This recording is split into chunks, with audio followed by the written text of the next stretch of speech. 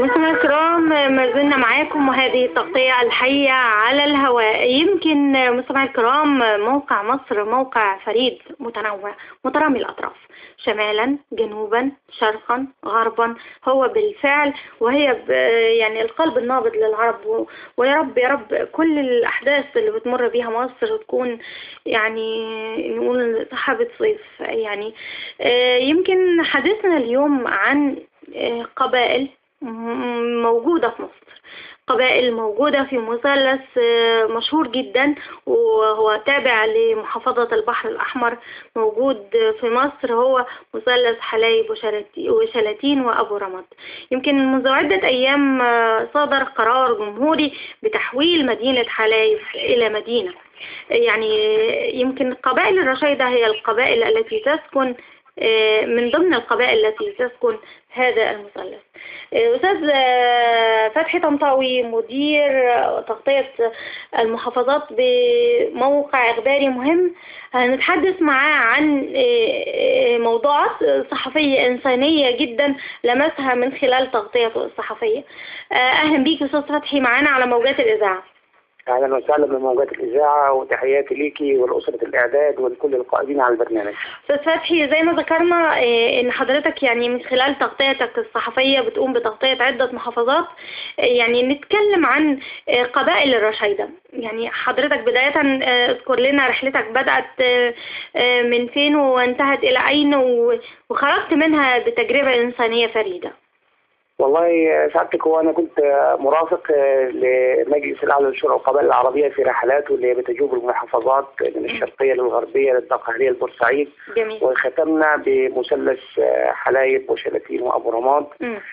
صراحه هناك التقيت بمجموعه من الاشخاص، هم المنطقه دي اللي هي مثلث حلايب وشلاتين وابو رماد بتسكن فيه 3 قبائل معروفه جدا، اللي هي العبابده والبشاريه وقبيلة اسمها الرشيدة. الناس دي بتوع الرشيدة معظمهم بيمتثلوا مهنة الرعي. قعدت معاهم وجيت يعني عملت معاهم حوار مطول. اتضح ان هم في المنطقة بتاعت شلاتين وحلايب في حدود 5000 فرد لا يحملون اي هويات تثبت مصريتهم او تثبت اي حاجة تدل عليهم. لاحظ حضرتك ان الفترة الجاية احنا داخلين على الانتخابات. مثلث حلايب وشلاتين وابو رماد ده بوابة جنوبية لمصر، من السهل اختراقها لو الناس دي ما احتضناهاش وضمناها، لان هم مصريين الاصل وليهم اولاد عمومه. انا تبعت بدا انسالهم في بحث الانسال، لقيت لهم ناس في نجاده وناس في طوخ وناس في سوهاج وناس في القاهره، قبيله كبيره جدا جدا مهمتها الرعي. فالناس دي لازم ننظر لها بعين العطف. ناهيكي عن الخدمات المترديه الموجوده هناك. محافظه البحر الاحمر محافظه كبيره جدا جدا، زي ما قلت حضرتك في البدايه انه صدر قرار بجعل حلايب مدينه، وبرضه احنا ربنا وفقنا هناك مع الجامعه بتاعت جنوب الوادي ان محافظه البحر الاحمر تحملت نفقات الدراسه هذا العام للطلبه اللي هم بتوع الكليات، فده كان شيء جميل. فاحنا عاوزين الدولة والحكومة القادمة التي نتمنى من الله سبحانه وتعالى. حضرتك يعني قعدت معاهم من خلال يعني تجولك، من خلال يعني الجولة اللي قمت بيها دي، رحلتك استقرت في هذا المكان لمدة كام؟ كانت لمدة 3 أيام. 3 أيام. طب خلال ال3 أيام شفت ايه نشاطهم، حياتهم اليومية بتمر ازاي؟ الحياة كلها على الرعي والمطايرة في الإبل. وبيع لبن الجمال والمنتجات العطرية والمنتجات العشبية. حياة بدائية. حياة بدائية. تخيلي حضرتك يعني على سبيل الدعابة أن هناك إنسان يسألني هل ما زال عاطف عبيد رئيس وزراء؟ يعني ناس مغيبة مع معقولة؟ والله العظيم. قلت له يا عم ده في ثورة قامت وفي ناس راحت، ازاي الكلام ده يحصل؟ قال لي احنا ما معناش هويات، ما رحناش انتخابات، ما نعرفش الدنيا فيها ايه. فاحنا المفروض احنا عندنا بوابات لمصر يجب الحفاظ عليها بكل الطرق. البوابة الجنوبية والبوابة الشرقية والبوابة الغربية دي مدخلنا. احنا اصلا مصر مستهدفة من الخارج، مستهدفة استهداف كبير جدا جدا. فيا ريت انا بطالب الحكومه النظر لهؤلاء الناس. طبعا هي الحكومه القادمه كمان عليها تبعات ثقيله جدا، ثقيله، بس ان شاء الله يا رب نعبر بمصر البر الامان باذن الله. واحنا اذا كنا بنتكلم عن هذه الموضوعات لان ده دورنا في الاعلام، ان احنا نوجه يعني الساده التنفيذيين، ان احنا وده في دور واطار التكامل والتعاون بين الاجهزه المعنيه، اجهزه الاعلام هنا بتقول ان المكان ده فيه مشكلة، احنا عايزين نحل المشكلة وده دورنا الحقيقي يعني. المفروض، وانا بطالب محافظ البحر الاحمر ان هو يبدأ تدخلاته، وممكن الموضوع يكون يتوصل الى جهات سيادية لها وجهة نظر اخرى. طب احنا شايفين ان كمان خطوة ان حلايب اللي كانت خدت طابع المدينة، وده ان شاء الله نقول خطوة على الطريق الصحيح يعني. خطوة طالما مدينة يبقى في زيادة في الاعتمادات المالية، معنى كده ان في مرافق، معنى كده ان في دي خطوة. دي خطوة كويسة وإن شاء الله المدينتين الأخرين شلاتين وأبو رماد تأخذ هذا المنحى أيضا يعني. واللي حضرتك بتتكلم عنه قبائل الرشيدة يعني زي ناس بتعيش حتى الآن مش عارفة الأخبار اللي بتحصل في البلد يعني. عاطف عبيد يعني من 2004 لم يعد رئيسا للوزراء يعني أكتر يعني 10 سنين بالظبط يعني. هم تاريخهم وده يمكن اللي عارف فيهم يعني، ما بالك في ناس ما تعرفش حاجات أكتر يعني. في ناس ما بتعرفش حاجات اكتر فيهم، مع ان الناس دي اللي اولاد عمومتهم اللي هم في القاهره او في سوهاج او في اسوان نفسها يمتثلون مهن المحاماه والطب وكلام زي كده، لكن المجموعه دي اللي هي متخصصه في الرعي، اللي هي تنتقل ما بين الحدود المصريه والحدود السودانيه، تمام. دي على فكره المجموعه دي مناخ خصب انها يتم التاثير عليها من دول خارجيه، واحنا عارفين ان معظم اجهزه المخابرات العالميه بتلعب في الجنوب. كل مشاكلنا جيانا من الجنوب. فأنا أرجو الحكومة وأرجو الدولة والمختصين بالنظر بعين العطف لهؤلاء. يعني إحنا نأمن حدودنا الجنوبية صحيح. أولا عشان نقدر نشتغل كفايانا موضوع سد النهضة وما يأتينا منه، وإن شاء الله قادرين إن شاء الله إن إحنا نغير كلها يا رب إن شاء الله. تمام. إن شاء النظر لهؤلاء الناس إحساسه إنه هو مصري الجنسية ويحمل الهوية، دي طبعا. لكن انا انسان مش معترف بيه، فمن السهل ان هو يعمل اي حاجه تخرب البلد اللي هو فيها. انا برجو ان الناس دي تنظر بعين العطف، نبص لهم في موضوع المرافق، موضوع المياه، موضوع الصرف الصحي والمدارس، الصحه، المستشفيات هو منظومة التعليم في مصر يعني يجب إعادة النظر فيها كلها، في مناهجها، في دراستها، في كثافتها في المدارس، في كل شيء، تمام. ولكن احنا حاليا عاوزين نضع نقاط اساسيه لهؤلاء الناس، نقف معاهم نشوفهم عاوزين ايه.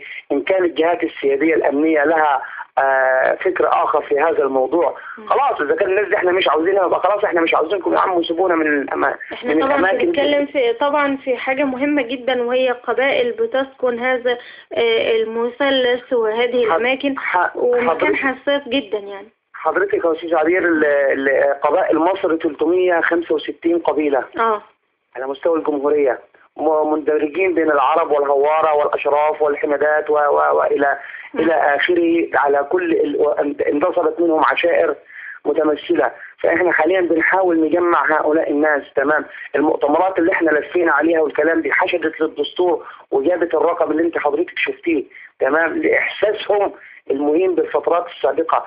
فأرجو النظر لأبناء القبائل بعين العطف، لأن هم دول صلب مصر، هم دول صلب مصر طبعا، وهي اللي مصر هتقوم عليهم. أكيد كل دول أبناء مصر، بس يا ريت نعمل في إطار التكامل والتعاون أستاذ فتحي، وليست كل قبيلة إنها أفضل من الأخرى يعني. الفكر ده يا ريت يسود يعني، إن إحنا بنكمل بعض، بنتعاون مع بعض، كلنا في النهاية مصريين يعني. حاليا حضرتك يعني على كل القنوات التلفزيونية والموجات، وكان عندكم في أسوان كان عقدين مؤتمر لأبناء القبائل لدعم الدستور ودعم الترشحات القادمة وكلام زي كده، كله بيجتمع على قلب رجل واحد، لأن احنا كلنا بنعمل من أجل 3 حروف: ميم صابرة مصر. طبعا عمل 3 حروف وأجمل إن شاء الله يا رب. إن شاء الله كل اللي احنا طبعا مصر مرت بعثرات كثيرة، لكن إن شاء الله قادرة على إنها تكمل يعني. إن شاء الله يعني. طب أستاذ فتحي اسمح لي أنتقل بك لموضوع القبائل والعشائر يعني. لو اديتنا بانوراما شاملة عن القبائل في مصر والعشائر يعني، يا ريت تدينا بعض المعلومات عن دراستك وأبحاثك في هذا المجال. هي مش دراسة وأبحاث، ولكن ده شيء واقع. بمجرد ما حسينا إن البلد هتقع مننا، بدأ مجموعة من الناس المحترمين أبناء القبائل الكبرى في المرور على كل البلاد وتجميع القبائل بداية من مطروح، شلاتين، أسوان. طب قول لنا كل مكان مثلا ايه القبائل بتسكنوا؟ احنا في اطار ان كل الناس تعرف مصر يعني ما شاء الله ذخيرة وعامرة، يعني الله اكبر. احنا من عدة ايام كملنا 94 مليون نسمة، يعني ما شاء الله يعني 94 مليون. حضرتك عندنا في الجنوب اللي هو احنا بنعتز بيه قبائل الجعفرة، قبائل العبدة، البشارية، الرشيدة، الهوارة، العرب، الأشراف، الحمدات، البلديش، السمعنة، أولاد علي، الجلعات. نخش بقى بحري شوية، هناخد قبائل الهندوة وقبائل الأحمر. كمان كان في حاجة كويسة جدا جدا إن احنا أمننا الحدود بتاعتنا من جهة ليبيا لوجود قبائل مشتركة. بالضبط، ودول معانا موجودين في المجلس الأعلى لشورى القبائل العربية. بدأنا بعقد مؤتمرات لتجميع هذه البلاد الشرقية، عملنا مؤتمرات فيها وجمعنا قبائلها وأولاد عمومتها الغربية والمنوفية. إن شاء الله رحلتنا القادمة هتكون مطروح وبورسعيد والإسماعيلية إن شاء الله. برضه في طب هل مثلا حد بيعرف حد من ذويه ما كانش يعرفه؟ يعني حصلت مفارقات زي كده؟ حصلت يا فندم إن ناس اتعرفت على أولاد عمومتها. جميل. في بلاد معينة وفي أماكن. يعني أنت عندك نتكلم فيما يخصنا في المنطقة الجنوبية في الجعفرة. الجعفرة كلهم منتشرين على مستوى الجمهورية، فمنهم ناس انقطع حبل الاتصال بينهم، بدأ الموضوع ده يجمعهم، كله اجتمع على قلب رجل واحد، كله عاش في مكان واحد. تمام. بدأت الناس تحس بهويتها المصرية، تحس ان البلد محتاجاها، تحس ان مصر بتناديهم. بدأوا يتحركوا، طلعوا حشدوا للدستور، اتكلموا، قالوا نعم. طب حاليا بيطالبوا سيادة المشير السيسي بالترشح، لان هو على حسب قول القبائل ان هو ابن من ابناء مصر وهو القادر على لم الشمل ولم الشتات. صدقينا يا استاذ عبير، احنا كلنا مصرنا مش هتنجح الا لما تكون قلوبنا على بعضنا ان شاء الله يا رب، على بلدنا ان شاء الله. تمام. احنا ده كمان في حاجات ثانيه حضرتك خلال الرحلات دي طلعنا من ناس باحثين واولاد لنا في القبائل باستكشاف مناجم في المناطق الجنوبيه، جبال جبال. يعني عندك مثلث حلايب وشلاتين وبرامات من اغنى بقاع العالم في الثروه المعدنيه. تمام. بيحتوي على محميه طبيعيه هي الفريده في العالم. الحاجات دي لابد من استغلالها.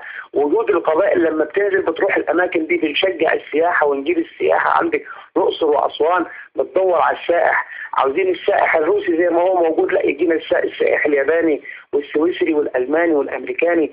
شعور بالامان. لما ندي شعور بالامان حاليا ان احنا بنتعامل ان شاء الله ان احنا بنخاطب كل بلاد العالم بعمل استثمارات في مصر. وتعالى تمام يعني جميل. احنا ابناء القبائل هنأمن لك مشاريع عجيبه. عاوز اقضي على البطاله. الظهير الصحراوي كله ده لازم نعمره، لان زي ما قلت لك ان احنا بنشتغل من اجل 3 حروف: ميم صادره. جميل. استاذ فتحي، طب كلمنا عن فكره التكامل ما بين القبائل والعشائر، وان احنا نشوفها موطن قوه مش موطن ضعف، يعني في بمنطق يعني التكامل والتعاون، وليست ان هذه قبيله افضل من القبيله دي. لا، هو الحمد لله كلنا اولاد مصر وما فيش قبيله افضل من قبيله. الحمد لله. وكلنا بنتمتع بثروات انسانيه وماليه. انا شخصيا من خلال رحلاتي مع المجلس الاعلى لشورى القبائل العربيه استفدت. بيجيلي في كل محافظه صديق. جميل. بيجيلي في كل محافظه صديق، اروح له واتسامر معه واسال عليه، ده ابن عم فلان وده ابن عم فلان ده ابن عم فلان. زي ما انت عارف عندنا في الصعيد وفي مناطقنا لما كل واحد يعرف واحد في اي مكان قادر ان هو يقضي له مصالحه، زي ما احنا بنقول الاستاذ عبير تعرف فتحي يعرف الاستاذ عبير. يبقى بدل ما ينتقل من هنا الى اسوان، لا ده الاستاذ عبير هي تخلص المشاكل بتاعت الناس اللي هناك في اسوان وكلام زي كده. وهكذا يعني. وهكذا يعني برضه كان في مؤتمر قريب جدا في كومونجو تمام معمول هناك. جميع ابناء القبائل والعشائر ولاعبين الكوره والممثلين والفنيين، وده أذيع على الهواء مباشره. حضرت هناك. فلما بتشوف الناس ده فعلا يعني انتفاضه مصر من بعد ثوره 25 يناير والثوره المؤكده لها من 30/6 بدأت الهوية المصرية تتحرك التي افتقدناها كثيرا. طب أستاذ فتحي، لو ذكرنا في ختام هذا اللقاء يعني كيف يعود الود والمحبة لأبناء مصر؟ يعني ازاي نقوم كلنا في ان احنا ننهض ببلدنا؟ اولا لابد من نبذ العنف. دي نمرة واحد. نبذ العنف، لازم نبذ العنف بين كل العائلات والقبائل والعشائر. تمام. احنا فعلنا عمليات لجان المصالحات على مستوى الجمهورية، وعملنا جميل وعملنا مبادرة اسمها لم الأسلحة من أبناء القبائل مع السماح بالترخيص لهم بالدفاع عن النفس في المحافظات الحدودية. يعني هم بيسلموها طواعية يعني. طواعية لأن حضرتك إن إحنا اخترقت، يعني حصل لنا اختراق في فترة الثورة بدخول أسلحة من أماكن متفرقة، فأبناء القبائل بيسلموها طواعية. نبذ العنف، لم الأسلحة، العمل على لم الشمل، كمان إن شاء الله وجود أسلوب المصاهرة اللي إحنا قائمين عليه حاليا، إن بتاع الشرقية ياخد من بتاع أسوان، وبتاع أسوان ياخد من بتاع القاهرة. نسب ودم يعني. النسب والدم هو الذي سوف يقوم. وكل ده في النهاية بتبغوا بيه زي ما انت بتقول يا استاذ فتحي 3 حروف: ميم صاد. شيء جميل جدا. احنا بنشكركم جدا على كل المجهودات دي، ويد الله مع الجماعة. يعني يد الله مع الجماعة. ورسالة أخيرة من خلال برنامجكم الفاضل إلى كل أبناء قبائل مصر، إلى كل مصري وقبطي: مصر أمانة بين إيديك وبين عينيك. مش لك انت في الايام دي، بص لاولادك في الايام الجايه. ساعدنا ولو بفكره، ولو بابتسامه، عشان البلد دي تقوم، لان مصر قلب العروبه. اذا سقطت مصر، وهذا لن يكون، يا رب ابدا، سقط العرب جميعهم. ان شاء الله لن تسقط باذن الله. ربنا يحفظ مصر باذن الله. شكرا استاذ فتحي طنطاوي، مدير التغطيه بالمحافظات ببعض المواقع الالكترونيه. شكرا استاذ فتحي، تمنياتنا مزيد من التوفيق ان شاء الله. ويعني في النهايه حضرتك وكل من يعمل معك من خلال هذه التحركات على مستوى الوطن، شمال وجنوب وشرق وغربه، تبغوا في الصالح العام، وان انتم فعلا تعملوا من اجل هذه الحروف الثلاث التي نعشقها جميعا: ميم صاد ر. شكرا استاذ فتحي. شكرا يا فندم. شكرا.